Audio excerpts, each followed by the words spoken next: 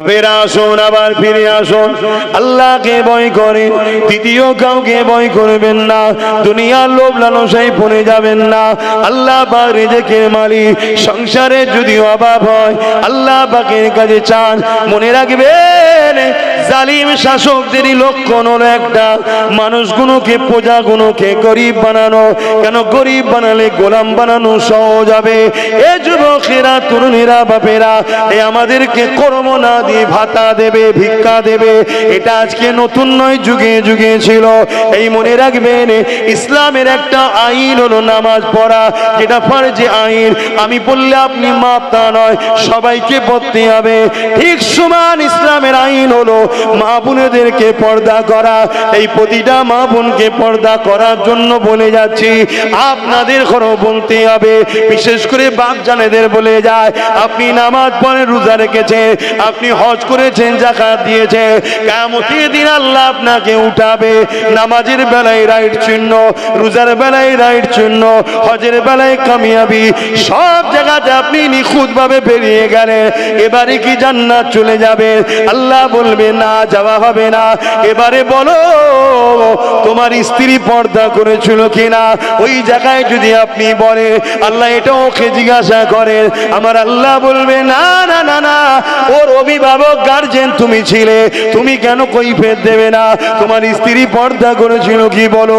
যদি স্ত্রী পর্দা করে থাকে, স্ত্রী শরিয়াত চলে থাকে, এই জায়গাতেও ধরুন পাস করে গেলে, আল্লাহ এবারে যায়, আল্লাহ বলবে না না না, বলো তোমার কন্যা সন্তান পর্দা করেছিল কিনা, সে দিন অনুযায়ী ছিল কিনা, তার বিষয়ে তুমি জানাও।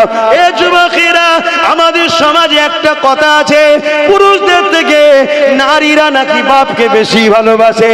এই কথাটা অস্বীকার করা যাবে না, অতি সত্য কথা। কন্যা সন্তানরা বাপকে বেশি ভালোবাসে, কিন্তু মনে রাখবেন আজকের দিনেতে বাপেরা যদি জাহান্নামে যায়, 100-র মধ্যে 99টা বাপ কন্যার জন্য জাহান্নামে যাবে। শুনছেন তো নাকি? আল্লাহ নবী সাহাবাদিগকে বললেন, বাবারা, দ্বিতীয় কারণ হলো আমার উম্মতিরা মার খাবে। তাদের অন্তরেতে লোভ লালসা দুনিয়ার এসে যাবে। এই দুনিয়ার লোভ লালসা তারা এমন করে দুনিয়াদার হয়ে যাবে, এই জন্যে তারা লাঞ্ছিত অপমানিত হবে। আল্লাহ নবী জানিয়ে দিলেন, যেমন একটা পাত্রে খাবার দিলে ক্ষুধার্ত পশুগুলো ওই খাবারের উপরে ঝাঁপিয়ে পড়ে, একটা সময় আসবে আমার উম্মতিদের উপরে জালিমরা ঝাঁপিয়ে পড়বে। আমরা সোশ্যাল মিডিয়ায় দেখতে পাচ্ছি, এক দল ভিড় এসে মুসলমান গণকে ধারালো অস্ত্র দিয়ে টুকরো টুকরো টুকরো টুকরো করে কাটতেছে, তাদেরকে বিভিন্ন ভাবে ঝাঁপিয়ে পড়ে মেরে দিতে লেগেছে। আল্লাহ নবীর হাদিস অক্ষরে অক্ষরে মিলে যাচ্ছে। আর সত্যি আমরা আল্লাহর ভয় ছেড়ে দিয়ে দুনিয়ার জালিম শাসকদের ভয় করছি। কেউ জালিম কেন্দ্র সরকারকে ভয় করে, কেউ আবার এই সরকারকে ভয় করে। সবাই দুনিয়ার জালিমদের ভয় শুরু করেছে, কিন্তু আল্লাহকে ভয় করা বন্ধ করে দিয়েছে। দ্বিতীয় নম্বর হলো আমরা দুনিয়াদার লোভ লালসায় পড়ে গেছি।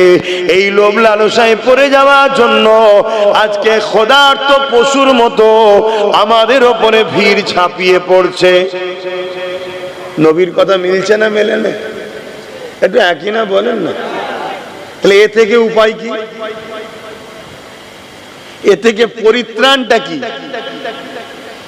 এ থেকে পরিত্রাণ ওই একটাই, যে কারণে মার খাচ্ছ কারণ ছাড়তে হবে। ভয় কাউকে করলে হবে না। ও কেন্দ্র সরকার মোদি আছে তো কি হয়েছে? মানুষ তো নাকি সারা জীবন বেঁচে থাকবে, একবার মরণ আছে না? না, তারও দুটো হাত, তোমারও দুটো হাত। সে নয় ক্ষমতার আসনে বসে আছে, মানুষ তো। তুমি যখন অন্যায় করো না তো ভয় করবে কেন? তাহলে ভয় একমাত্র আল্লাহকে করতে হবে। দ্বিতীয় নম্বর, লোভ লালসা ছাড়তে হবে। আর লোভ লালসার কথা বললে বাপ, আমরা মোল্লা মলি সাহেবরাই তো এখন নম্বর 1-এ চলে গেছি লোভ লালসায়। অনেকে আমার অজে আবার কষ্ট পায়, কিন্তু সবাই নয়। আব্বাস খারাপ বলে সবাই কি খারাপ? অনেক ভালো ভালো উলামারা আছে, ভালো ভালো ইমাম আছে, নামাজি মুত্তাকি অনেক আলেম রয়েছে, অস্বীকার করছি। তবে কিন্তু বাপ, এই ধ্বংসের পিছনে আমাদের উলামাদেরও একটা হাত আছে, আছে না? না, হ্যাঁ। বাপেরা, নওজওয়ানেরা, ইসলাম কাকে বলে সেটাই তো বুঝলাম না। আল্লাহ পাক কোরআনের মধ্যে জানিয়ে দিলেন, কুনতুম খায়রা উম্মাতিন উখরিজাত লিন-নাসি তা'মুরুনা বিল মারুফ ওয়া তানহাউনা আনিল মুনকার। অন্যায় মিটিয়ে দাও, ন্যায়কে প্রতিষ্ঠিত করো, এর নাম হলো ইসলাম। এ যুবকেরা, তরুণেরা, বাপেরা, আল্লাহ নবী জানিয়ে দিলে অন্যায় দেখলে হাত দিয়ে রোখো। হাতে যদি ক্ষমতা না থাকে, অন্যায়ের বিরুদ্ধে তুমি মুখ দিয়ে প্রতিবাদ করো। যদি মুখে ক্ষমতা না থাকে, এ দুনিয়ার মানুষেরা অন্যায়কে ঘৃণা করে তা থেকে দূরে সরে যাও। কিন্তু বড় দুঃখের বিষয়, এই 3 নম্বরটা হলো বড় দুর্বল ইমানের পরিচয়। কিন্তু এই 3টের মধ্যে কোনোটা যদি বৈশিষ্ট্য না থাকে, আল্লাহ নবী বললেন তার মধ্যে ঈমান বলে কিছু নাই। তাহলে অন্যায় দেখলে হাত দিয়ে রোখো, হাতে যদি ক্ষমতা না থাকে মুখ দিয়ে বলো, মুখেও যদি না পারো অন্তর থেকে ঘৃণা করো। যদি এই 3টের মধ্যে কোনো নমুনা তোমার মধ্যে আমার মধ্যে না পাওয়া যায়, রাসূল বললেন তার মধ্যে ঈমান নাই। তাহলে কেন্দ্র সরকার যে সংবিধান বিরোধী কালা কানুন করছে, এটা নাই করেছে না অন্যায় করেছে? তাহলে ইমানদারের কাজ কি হবে? হাত দিয়ে রুখতে হবে। হাতে ক্ষমতা নেই, আমরা কি শাসক নাকি? তো ক্ষমতা নেই। তাহলে 2 নম্বর, মুখ দিয়ে প্রতিবাদ করতে হবে, ঠিক না বেটি? যদি মুখেও প্রতিবাদ করার ক্ষমতা না থাকে, 3 নম্বর, অন্তর থেকে ঘৃণা করতে হবে। যদি ঘৃণা না থাকে, তাহলে এই 3টের মধ্যে কোনোটা যদি না থাকে, তার মধ্যে ঈমান, জোরে বলুন, নাই। তো যে কোনো অন্যায় তার প্রতিবাদ করার নাম ঈমান, তাই তো নাকি? তাহলে ইসলাম কি? ইসলাম কি শুধু দাড়ি টুপি নামা রোজার নাম? ইসলাম তো দাঁড়িয়ে আছে 2টো পাট্টির উপরে। ট্রেন দেখেছেন না, 2টো পাট্টির উপর দিয়ে যায়? তাই ইসলাম নামক গাড়িটাও 2টো পাট্টির উপর দিয়ে যাচ্ছে। একটা পাট্টি হলো অন্যায় মিটাও, দ্বিতীয় পাট্টিটার নাম হলো ন্যায় প্রতিষ্ঠিত করো। আমার রাসূল কি করেছিলেন? যত নবীরা এসেছেন 2টো কাজ করেছে। এখানে উলামারা রয়েছেন, ইমাম সাহেবরা রয়েছেন, অবশ্যই তেনারা আলেম, ভুল হলে ধরিয়ে দেবেন, কোনো অসুবিধা নেই। আপনারা পীরের আওলাদ বলে মানেন তো নাকি? তাহলে পীরের আওলাদ ভুল করলে, ভুল করে জাহান্নামে যাক, এটা চান নাকি আপনারা? তাকে ধরানো দরকার আছে না নাই? কিন্তু সেটা ধরানোর মধ্যে একটা ভালোবাসা যেন থাকে, হিংসা না হয়, রাগ না হয়। তাহলে আবার দুঃখ লাগবে যে মানুষ মাত্র ভুল হতে পারে, তুই রাগ মিটাচ্ছিস কেন? ঠিক না? এই কানে পোকা ঢুকে যাচ্ছে, নাকে পোকা ঢুকে যাচ্ছে, কি ওয়াজ হবে? এইগুলো সব বুঝতে হয়। এজন্য উচিত এই দূর থেকে হ্যালোজিন মারা। কেন? এখন তো পোকা থাকবে, আলো থাকলে তো পোকা আসবে। তাই কি ওয়াজ করবো আমি এইভাবে? হ্যাঁ, আবার একটা পোকা আছে, সে লাগার পরে আবার চুলকাবে। আবার একটা পোকা আছে, চোখে ঢুকলে হু করে জ্বলবে। কথা বল, আল্লাহর সৃষ্টি কত ধরনের। তবে আমি একটা খুশি সংবাদ এখানে দেবো, যদি ইমানদার হও সুবহানাল্লাহ খুব জোরে বলতে হবে। বলবো তো নাকি? আহা, আমার নবীর গায়ে কোনো পোকা মশা মাছি বসতো না। জোরে বলুন, আরো জোরে বলো। আল্লাহু আকবার, আল্লাহু আকবার। এটা হলো ইমানের নমুনা, যে আমার হুজুরের শানের কথা শুনলে আমরা খুশি হই। কেন? আমরা তিনাকে ভালোবাসি, তাই তো নাকি? হ্যাঁ, এটা ইমানের বৈশিষ্ট্যের মধ্যে একটা বৈশিষ্ট্য। তো ভাইরা আমার, কি কথা বলছিলাম? অন্যায় দেখলে হাত দিয়ে রুখতে হবে, তাই তো নাকি? গত 10 বছর ধরে আব্বাস সিদ্দিকী বলছে ওয়াকফ যাচ্ছে, বলছে না? বলেন। বলুন, আজকে আমার কথা মিলছে তো? হ্যাঁ, আমি গত 10 বছর ধরে বলছি তোদের মসজিদ তোদের থাকবে না, মসজিদে ঢুকবি AK-47 লে দাঁড়িয়ে থাকবে, ঢুকতে দেবে না। কবরস্থানে কবর দিতে পারবে না, মা বাপদের ঘরে পুড়াতে হবে। আমি আজকেও কিন্তু ওই জায়গাতেই দাঁড়িয়ে আছি, মসজিদে ঢুকতে পারবে না, কবরস্থানে কবর দিতে পারবে না। যদি যেভাবে জীবন যাপন করছে এইভাবে জীবন যাপন করো, আর যদি মনে হয় যে না পরিবর্তন হব, তাহলে তোমার মসজিদে যারা চোখ তুলছে তাদেরকে আল্লাহ অন্ধ করে দেবে, কোনো চিন্তা করো না। আর অবশ্যই তোমার মা বোন ইজ্জতের সাথে আল্লাহর হাওয়ালায় কবরস্থ করেই আমরা দেব। কথা শুনছো? কিন্তু পরিবর্তন হতে হবে। সেই পরিবর্তনের প্রথম রাস্তা হলো একটাই, দুনিয়ায় আমাদের দ্বিতীয় কেউ নেতা নয়, একটাই নেতা, মুহাম্মদুর রাসূলুল্লাহ। জোরে বলুন সুবহানাল্লাহ। উঠা বসা, চাল চলন, কথাবার্তা, লাইফ স্টাইলে, জীবনের প্রত্যেকটা মুহূর্তে, প্রত্যেকটা সেকেন্ডে মুহাম্মদ রাসূল ছাড়া দ্বিতীয় কাউকে ফলো করা যাবে না। দ্বিতীয় কারো জয়গান নয়, দ্বিতীয় কারো প্রশংসা নয়, সবকিছু মুহাম্মদ রাসূলের জন্য করতে হবে। এই ফলোটা মুহাম্মদ রাসূলকে আল্লাহ করতে বলেছে। জোরে বলুন সুবহানাল্লাহ। কেন আল্লাহ কোরআনের মধ্যে বলছেন লাকাদ কানা লাকুম ফি রাসূলিল্লাহি উসওয়াতুন হাসানা, সবথেকে উত্তম মডেল করে আমি মানুষ জাতির জন্য মুহাম্মদ রাসূলকে পাঠিয়েছি। জোরে বলুন সুবহানাল্লাহ। তাহলে মুহাম্মদ রাসূল মানুষ জাতির জন্যই মডেল। সে মুসলমান হোক, হিন্দু হোক, খ্রিস্টান হোক, আদিবাসী হোক, শিখ হোক, পাঞ্জাবি হোক, সবার তিনি রাসূল, সবার তিনি মুহাম্মদ সাল্লাল্লাহু আলাইহি ওয়াসাল্লাম প্রফেট, সবার তিনি মেসেজ দাতা, সবার জন্য তিনি এসেছে। কিন্তু তিনাকে যারা দিল ও মুখ থেকে প্রকৃত মানে তাদেরকে বলা হয় মুমিন মুসলমান। জোরে বলুন সুবহানাল্লাহ। আর যারা মুখে মানে দিলে মানে না তাদেরকে বলা হয় মুনাফিক মুসলমান। আর যারা মুখও মানে না মনও মানে না তাদেরকে বলা হয় গায়ের মুসলমান।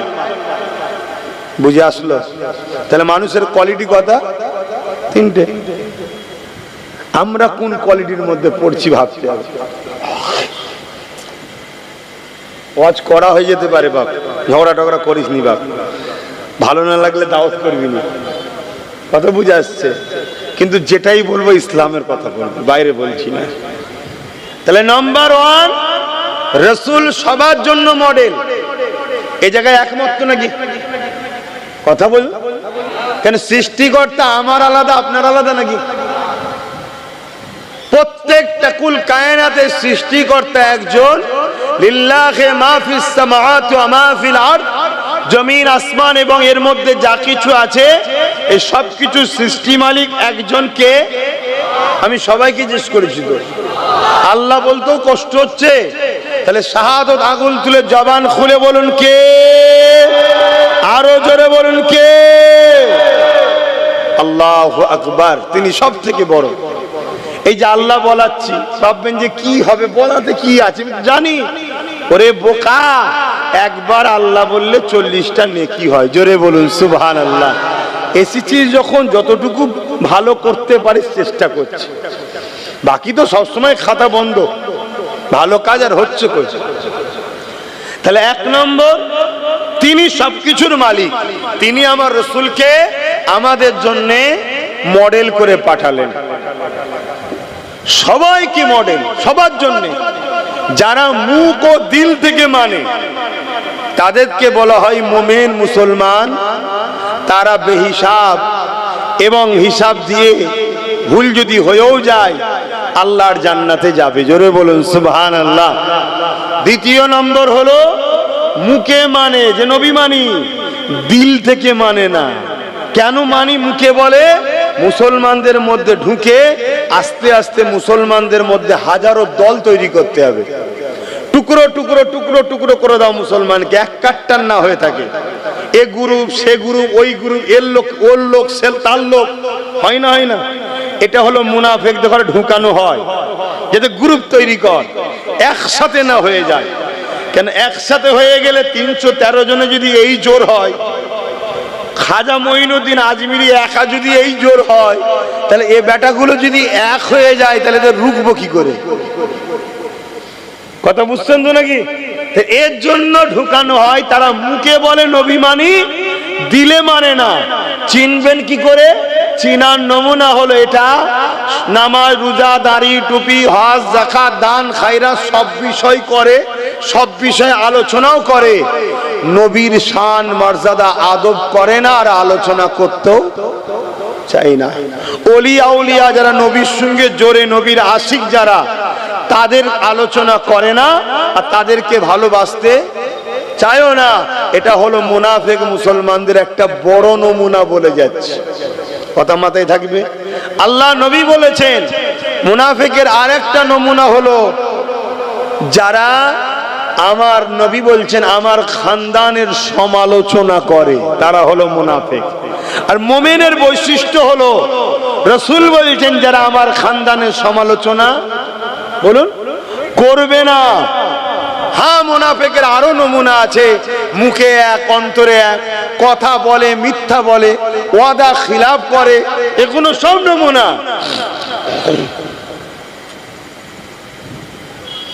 তো সেই জায়গাতে আমার সমস্যা হচ্ছে, পোকা ঢুকে পড়ছে, আর বদমাইশ গুলো ঢুকার জায়গাও খুঁজে পাই না। কানে ঢুকছে, নাকে ঢুকছে, মুখে ঢুকছে, কি বদমাইশ হয়ে গেছে। হ্যাঁ, পাখার জন্য ছিটকে চলে এসছে না, কি বলেন? এ বাবু শোনো শোনো, সময় কম, এক এসেছি একটু বলতে, আমি বলার জন্যই এসি। শোনো শোনো, তাহলে দ্বিতীয় নম্বর মুনাফিক মুসলমান। 3 নম্বর হলো যারা মুখেও মানে না, দিল থেকেও মানে না, তাদেরকে বলা হয় কি? গায়ের মুসলমান। কথা বুঝে আসছে? কিন্তু রসুল মডেল সবার। তা আমরা মুমিন মুসলমান যদি হতে চাই, তাহলে মুখ থেকেও মানতে হবে, দিল থেকেও মানতে হবে। মানেন তো নাকি? জোরে বলুন আলহামদুলিল্লাহ। তাহলে আমাদের ঘরে সর্বক্ষেত্রে আমার রাসূলুল্লাহকে মডেল হিসাবে মানতে হবে। এ যুবকেরা, তরুণেরা, প্রেমিকেরা, অর্জন করে ধর্মনীতি আমার রাসূলুল্লাহকে ফলো করে করতে হবে। নবী কিভাবে নামাজ পড়েছে আমাদের পড়তে হবে, নবী কিভাবে রোজা রেখেছে আমাদের রাখতে হবে, নবী কিভাবে হজ করেছে আমাদের ওইভাবে করতে হবে, নবী যেভাবে দান খায়রাত করেছে ওইভাবে করতে হবে, নবী যেভাবে যাকাত দিতে বলেছে ওইভাবে দিতে হবে। এক কথায় ধর্মনীতিতে আমার রাসূলুল্লাহকে ফলো করতে হবে। কিন্তু আমি জানতে চাই, মুমিন মুসলমান তো সে হবে যে নবীকে সর্বক্ষেত্রে স্মরণ করবে। তাহলে ধর্মনীতিতে নবীকে নেব, সমাজনীতিতে নবীকে নেব না, নেব না? কথা বলে। কিন্তু আমরা কোথায় নিয়েছি? এবারে তো আসামি ধরা পড়বে। আমরা মসজিদে নবীকে রেখেছি, মাদ্রাসায় নবীকে রেখেছি, জলসা মাহফিলে নবীকে রেখেছি, আমাদের সমাজ নীতিতে নবীকে রাখিনি, আমাদের প্রতিবেশ নীতিতে নবীকে রাখিনি। কিন্তু আমার রাসূলুল্লাহকে সর্বক্ষেত্রে রাখতে হবে। সমাজ নীতিতে নবীকে রাখতে হবে, প্রতিবেশী নীতিতে নবীকে রাখতে হবে, সংসার নীতিতে নবীকে রাখতে হবে, অর্থনীতিতে নবীকে রাখতে হবে। এ যুবকেরা, আপনারা বুঝতে পারছেন তো নাকি? সব ক্ষেত্রে মডেল হলো রাসূল। রাসূল ছাড়া অন্য কাউকে মডেল বানানো বা ফলো করা হলো হারাম। শুনছেন? এবারে আলেম উলামাদেরকে আমরা মানি না, মানি না? কেন মানি? আলেমরা নবীর কথা বলে তাই মানি, সম্মান করি, পিয়ার করি। কিন্তু মডেল আলেম নয়, মডেল হলো রাসূল। রাসূলের কথা আলেম দেয়, নবীর কথা পীর পীরজাদা দেয়, নবীর কথা মুফতি দেয়, সম্মান করি। তাহলে যে পীর, যে পীরজাদা, যে আলেম, যে মুফতি, যে ইমাম নবী দেবে না, তাকে মানা যাবে? কথা কিছু মাথায় ঢুকছে? তাহলে ধর্মনীতিতে আমরা ফলো করব কাকে? রাসূল। পড়বো? রসুল যেভাবে পড়েছে। রোজা কিভাবে রাখবো? রসুল যেভাবে করেছে। হজ কিভাবে করব? রসুল যেভাবে করেছে। তাই তো নাকি? ধর্ম নীতিতে রসুল, অন্য কারো কথা চলবে? সমাজ নীতি থেকে বলুন, কিভাবে পাড়া প্রতিবেশীর সঙ্গে মিলবো, অমুসলিমের সঙ্গে কিভাবে উঠা বসা করব, প্রতিবেশী আমার, কাকে ফলো করব? জোরে বলুন। ফলো করি আমরা। তাহলে বিপদের কারণ কায়? আমরা নয়। সংসার নীতিতে স্বামী স্ত্রী কিভাবে চলতে হবে, সন্তান কিভাবে লালন পালন করতে হবে, সংসার কিভাবে করতে হবে, এখানে ফলো কাকে করতে হবে? রসুলকে, অর্থাৎ নবী কিভাবে সংসার করেছে, কিভাবে জীবন যাপন করেছে, সন্তান কিভাবে লালন পালন করেছে, ওইভাবে আমাদেরকে ফলো করতে হবে। কিন্তু আমরা সংসার জীবনে রসুলকে রেখেছি, এজন্য বেটা বাপকে সম্মান করে না। কি গো, কথা ভুল হচ্ছে? তাহলে ধ্বংসের কারণ তো আমরা নিজেরাই। চলে আসুন আরেকটু এগিয়ে যাই। রাষ্ট্রনীতি, রাষ্ট্রনীতি, রাজনীতি, এখানেও মডেল হিসাবে মানতে হবে কাকে? জোরে বলুন। আমরা মানি, আমরা মানি কাকে? রসুলের দুশমন, তাকে মানি। চোর, বদমাই, মৃত্যু, চরিত্রহীন, ডাকাত, খুনি, তারা আমাদের সব নেতা। তাহলে আমাদের উপরে গজব আসবে না? আসবে না? তাহলে ভুল আমরা করেছি না করিনি? তাহলে আজকে তওবা করে পরিবর্তন হওয়া দরকার আছে না নাই? আয় পরিবর্তন হবে। আমার উদ্দেশ্য একটাই, আল্লাহ নবীর সঙ্গে আপনাদের ঘরে জুড়ে দিবার চেষ্টা করছি আমি। যদি নবী পাকের সঙ্গে জুড়ে যেতে পারেন, আরে জুলুম তো হবে, আবু জেহেল তো থাকবে, উতবা তো থাকবে, সাইবা তো থাকবে, আবু লাহাব তো থাকবে। যদি উমাইয়া না থাকে, বেলাল যে আল্লাহ রসুলকে ভালোবাসে, কতটা ভালোবাসে, এই ওয়াজ যে তোমাকে আমরা শোনাই, এই ওয়াজ তাহলে কি করে শোনাবো? দুনিয়া কি করে জানবে প্রেমিক কাকে বলে? এ যুবকেরা, তরুণীরা, বাপেরা, এই জালিম আল্লাহ পাক পাঠায় মুমিন মুমিনাদের ইমানের পরীক্ষার জন্য। ওই জালিম আল্লাহ পাঠায় মুনাফিকদিগকে শাস্তি দিবার জন্য। এ যুবকেরা, তরুণীরা, বাপেরা, আবু জেহেল, উতবা, সাইবারা, উমাইয়া থেকে শুরু করে হযরতে বেলাল হুজুরের উপরে কত জুলুম অত্যাচার করেছিল। হযরতে বেলাল হুজুরকে এমন করে পায়ে দড়ি বেঁধে, কোমরে দড়ি বেঁধে মক্কার বাজারে নিয়ে এসে সবার সামনে জুলুম শুরু করে দিল। এলাকায় মানুষ ভিড় করে ফেললো। সবাই জিজ্ঞাসা করতে লেগেছে, কেন বেলালকে মারতে লেগেছো? বেলাল কি খুন করেছে? না, খুন করেনি। বেলাল কি চুরি করেছে? না, চুরি করেনি। বেলাল কি মারপিট করেছে? না, মারপিট করেনি। তাহলে কেন মারো? সবাই জিজ্ঞাসা করে।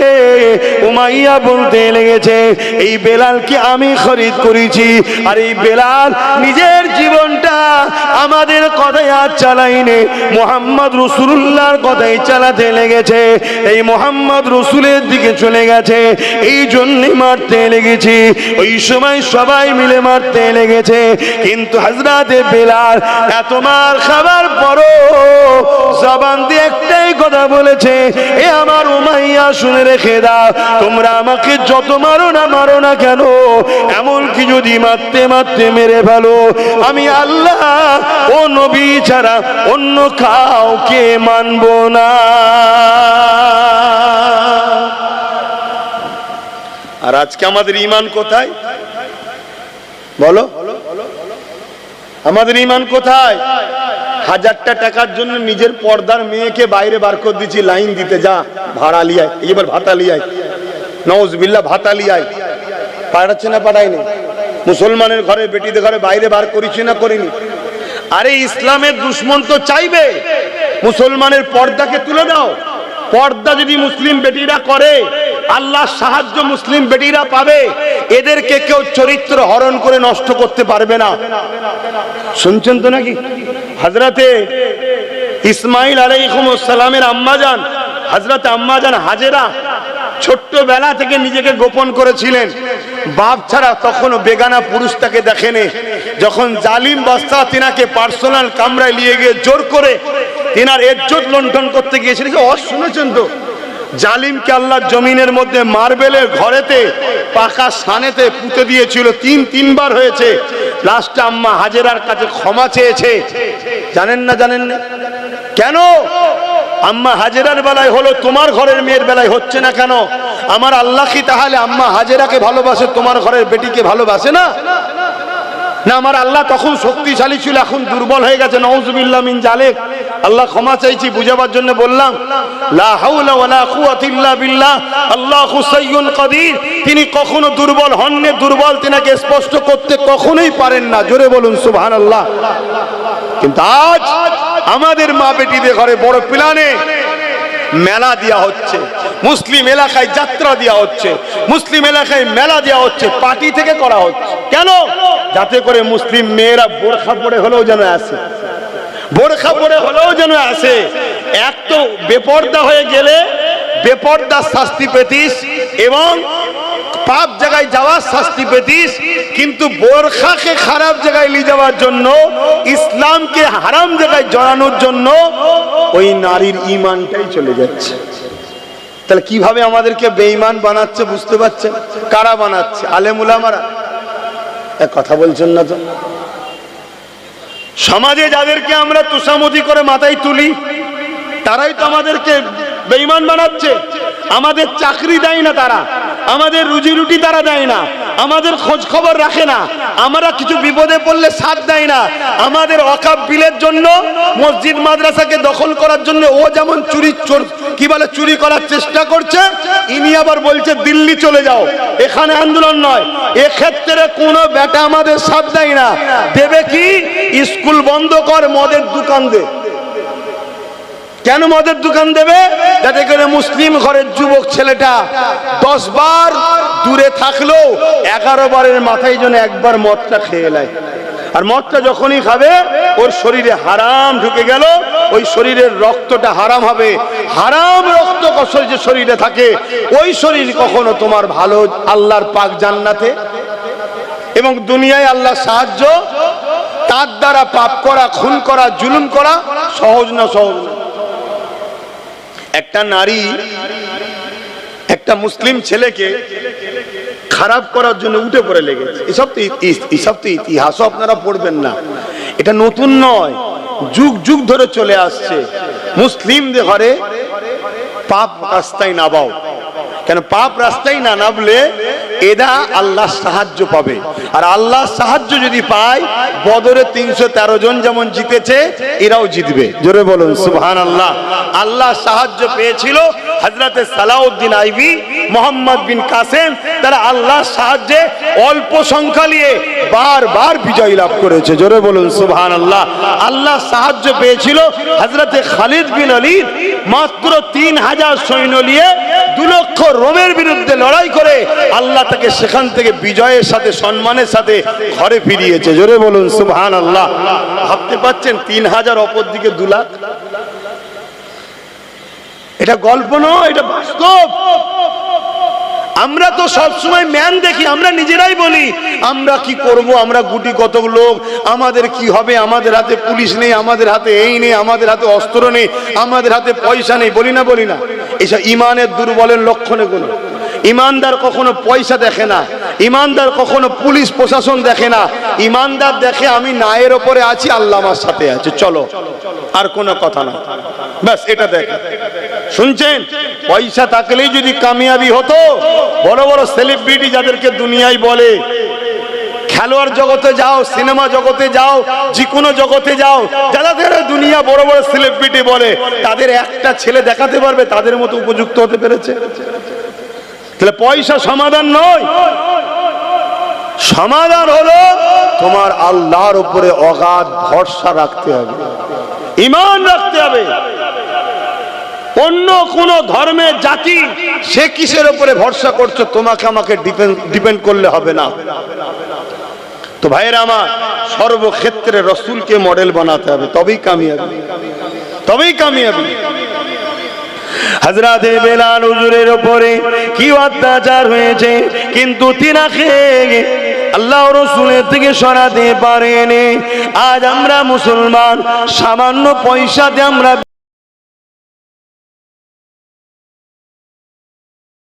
বিক্রি হয়ে যাচ্ছি। মাফ করবেন, ব্যক্তিগত কাউকে আঘাত দিচ্ছি না। আমাদের সমাজের আলেম উলামা, মুফতি, ইমাম থেকে শুরু করে আজকে আমরা জালিম হুকুমতের কাছে বিক্রি হয়ে গেছি। এত বড় একটা গণতন্ত্র বিরোধী, সংবিধান বিরোধী কথা বললো যে বাংলায় আন্দোলন নয়, দিল্লি চলে যাও। কোন আলেম উলামা, ইমাম তার বিরুদ্ধে ওই জায়গায় দাঁড়িয়ে কথা বলতে পারলো না। পেরেছে? কেন পারেনি? কোথায় দুর্বল হচ্ছি বুঝতে পারছেন? এই জন্যই তো আমরা শেষ। আর এগুলো বলতে ইচ্ছা করে শুধুমাত্র টেস্ট করার জন্য, আমার গোলাম কত হয়েছে, আমার গোলাম কতটা হয়েছে। এদেরকে যে আগে গণহত্যা করব, তো গণহত্যার আগে একবার টেস্ট করতে হবে তো নাকি? হ্যাঁ, আমি বলে যাচ্ছি আপনাদেরকে, গণহত্যার প্ল্যান হচ্ছে, ওপেন বলে যাচ্ছি। আপনারা ঘুমান ঘুমান, কিন্তু আপনারা তো মরবেন মরবেন। আপনাদের ঘরে এই বাচ্চা কোনো জন্ম হওয়াটা আপনাদের কারণে এরাও মরবে। যেমন গত পরশুদিন দেখছিলাম 4 বছরে একটা বাচ্চা মেয়েকে 40 বছরের লোক রেপ করেছে। তার প্রচার প্রসার কোন মিডিয়াতে দেখতে পাচ্ছেন? কেন দেখতে পান না? 4 বছরের বাচ্চাটা হলো মুসলিম, আর যে রেপ করেছে সে অমুসলিম, তাই প্রচার হয়নি। অর্থাৎ তাদের ধারণা এটা ঠিক করেছে, অসুবিধা কিছু নেই, মুসলিম মেয়ে তো। তার মানে কি ইসলামকে কতটা ঘৃণা করে দেখুন, এরা কতটা জাহিলিয়াতের দিকে চলে গেছে যে একটা 4 বছরের বাচ্চা মেয়ের মধ্যে ও ধর্ম দেখছে। যেমন 7 বছরের কাশ্মীরের আসিফা 13 দিন ধরে মন্দিরের মধ্যে রেপ হলো। যারা রেপ করলো পরবর্তীতে বিজেপির লোকেরা, কেন্দ্রের লোক যারা, তারা কি করছে, তাকে ফুলের মালা দিয়ে সংবর্ধনা দিচ্ছে। তার মানে কি তুই 7 বছরের মেয়েকে রেপ করেছিস, ঠিক করেছিস, কেন মুসলমান? আর তাদের পিছনে আমার কম ছুটে বেড়ায়, তাদেরকে আমার কম সাপোর্ট করে, তাদেরকে নিয়ে আমার কম মাথায় তুলে হই হই করে। তাহলে এ জাতি ধ্বংস হবে না তো হবে কারা বাপ? এদের মসজিদ ভাঙবে না তো কাদের ভাঙবে বাপ? আমার অজে কি অসুবিধা হচ্ছে? যদি অসুবিধে না হয় তাহলে এইভাবে আর থেকো না, এরকম হও, এক মুঠো হও। আর এক মুঠো হবে, নেতৃত্ব তার মানবে যে তোমাকে রসুলের সঙ্গে জুড়তে চাইবে। যে রসুলের সঙ্গে জুড়তে চাই না, তার নেতৃত্ব তুমি মেনো না। এবং এটাও শুনে রেখে দাও, রসুল পাক সাল্লাল্লাহু আলাইহি ওয়াসাল্লাম বলেছেন তোমরা কুরাইশের নেতৃত্ব মানবে। কার? কুরাইশের। এটাও শুনে রাখো। দাড়িওয়ালা টুপিওয়ালার অভাব নেই বাপ, মুফতি মাওলানার অভাব নেই, বক্তার অভাব নেই। কিন্তু মনে রাখবেন, এজিদের দিকে 13,000 মুফতি মাওলানা আলেম ছিল। মাথায় ঢুকছে? এজিদের দিকে ছিল, আর ইমাম পাক মাত্র 72 জন ছিল। বেশি হওয়া মানেই যে হক হবে এমনটা নয়, হকের মাপকাঠি বেশি নয়, হকের মাপকাঠি দাড়ি টুপি, জুব্বা টুপি, দাড়ি হয় এগুলো নয়। এ কোনো পরের সিমটম। প্রথম সিমটম হলো কি, ওর দিলে হুজুরের মহব্বত আদব আছে কি দেখ। শুনছেন তো? যদি হুজুরের মহব্বত আদব থাকে, তার পিছনে শক্ত হয়ে দাঁড়াও। কেউ যদি তোমাকে সাহায্য না করে, সাহায্য করবে জিনার সাহায্য ছাড়া আমরা জিততে পারি না, কখনো কামিয়াবি হতে পারি না। আমরা তো নিজেরাই বলি আল্লাহর রহমত ছাড়া কামিয়াবি নাই, বলি না? বলি না? তা আল্লাহর রহমতটা কি? সূরা আম্বিয়ার মধ্যে আল্লাহ বলছেন, ওয়ামা আরসালনাকা ইল্লা রাহমাতাল লিল আলামিন। আমার রহমত মুহাম্মদ সাল্লাল্লাহু আলাইহি ওয়াসাল্লাম, জোরে বলুন সুবহানাল্লাহ। তামাম আলমের জন্য যিনাকে রহমত করে পাঠিয়েছে। তাহলে রসুল ছাড়া বিজয় আছে? তাই তো বিজয় নেই আমাদের, তাই তো মার খাচ্ছি। আমাদের যুব সমাজের দিলে নবী কই? আমাদের যুবকরা জানে ওদের লিডারটা কে? ওরা সামান্য একটু কারো ক্ষমতা দেখলে তার পিছনে ছোটে, যে ক্ষমতার সঙ্গে একটু গা ভিসিয়ে চলতে হয়। তো ক্ষমতার সঙ্গে যদি গা ভেসিয়ে চলতে হয়, তো মুহাম্মদ রসুলের ক্ষমতা জানো? মোহাম্মদ রসুলের ক্ষমতা কি? মোহাম্মদ রসুলের ইশারায় চাঁদটাও দুটুকরো হয়েছে, জোরে বলুন সুবহানাল্লাহ। মোহাম্মদ রসুলের ক্ষমতা কি? মোহাম্মদ রসুলের ইশারাতে সূর্য পর্যন্ত দুপারা ফিরে এসেছে। আপনি বলবেন সেদিন ছিল এখনো নেই, না বন্ধু, মোহাম্মদ রসুলের ক্ষমতাটা কি শোনো। তার একটা জুতোর পায়ে, তিনার জুতোর পায়ের ধুলোরও উপযুক্ত আব্বাস সিদ্দিকী নয়, কিন্তু মোহাম্মদ রসুলের পক্ষে থাকার জন্য যখন ব্রিগেডে উঠছিলাম, যে ইতিহাস লোক দেখেছিল, আজ পর্যন্ত ইতিহাস ব্রিগেডের কখনো কেউ দেখেনি। এটা মোহাম্মদ রসুলের ক্ষমতা, জোরে বলুন সুবহানাল্লাহ, আরো জোরে বলুন সুবহানাল্লাহ।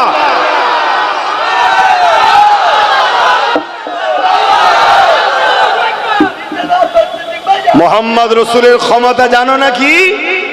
মোহাম্মদ রসুলের একটা গোলাম, একটা গোলাম এই বাংলায় কি কেন্দ্রকে রাজ্য উভয় সরকারের ঘুমকে হারাম করে দিয়েছে, নাম তার নওশাদ সিদ্দিকী। একটা গোলাম। শুনছেন তো নাকি? কষ্ট হলো নাকি কথা শুনে? আরে বাস্তব কথাটা শোনো। তুমি কার পিছনে ছুটছো? তুমি কোন মুসলমানকে কম্পেয়ার করছো? হ্যাঁ, হজ হাউসের মধ্যে মদের বোতল পাওয়া যাচ্ছে, যেখানে মদ থাকে সেখানে নারী জাইনের কি মানে আছে? সেখানে তুমি এহরাম বেঁধে হজ করতে যাচ্ছ?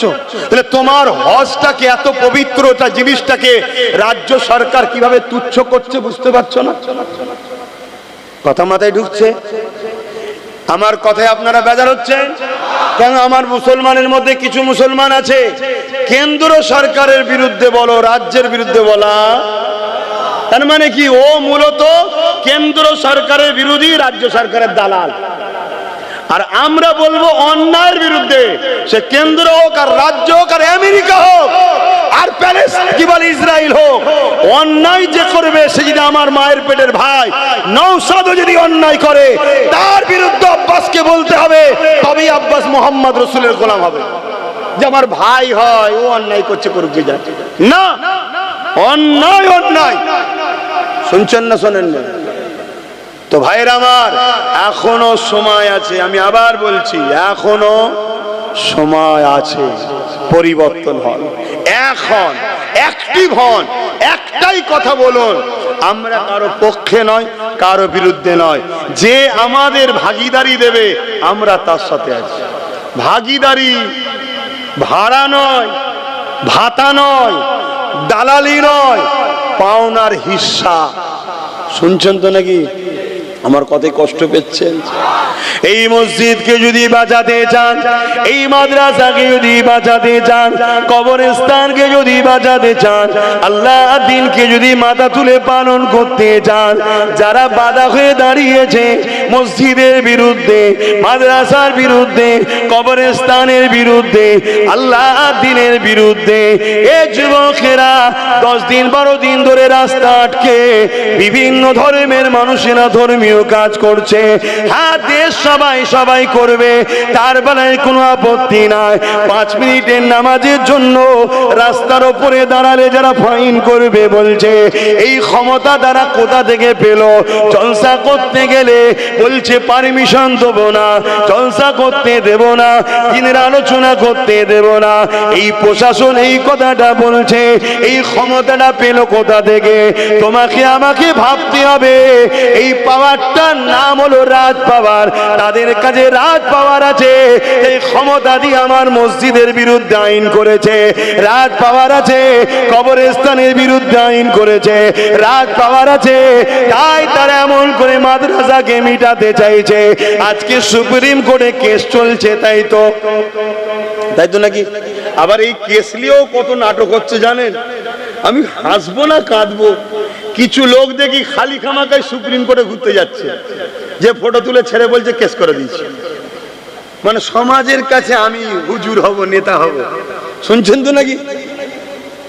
অথচ নেটে সার্চ করো, ওয়েবসাইট আছে তো, সুপ্রিম কোর্ট ওয়েবসাইট আছে, ওয়েবসাইটে সার্চ করো, তাদের নাম নেই। তাহলে এটা 2 নম্বরই তো। এইভাবে যদি আমার কওমের মাথায় বসে মোল্লা মৌলী সাহেবদের একটা অংশ 2 নম্বরই করে, তাহলে এই জাতি ধ্বংস তো হবে ভাব। আর তাদের ঘরে যদি আমরা আপন মনে করে নিই, বিপদ আছে না? খুব ভালো তাহলে শোনেন, তাহলে কেসটা চলছে সুপ্রিম কোর্টে, তাই তো নাকি? কিন্তু উত্তরপ্রদেশে অলরেডি মসজিদ, মাদ্রাসা, কবরস্থান বোল্ডুজার দিয়ে সব ভেঙে শেষ করে দেওয়া হচ্ছে। তা সুপ্রিম কোর্ট মানছে? মানছে? তাহলে কোন পাওয়ারে মানে না? জোরে বলুন, জোরে বলুন। ও ভালো বোঝো। আছে তোমাদের রাজ পাওয়ার? বলো, তোমাদের রাজ পাওয়ার আছে?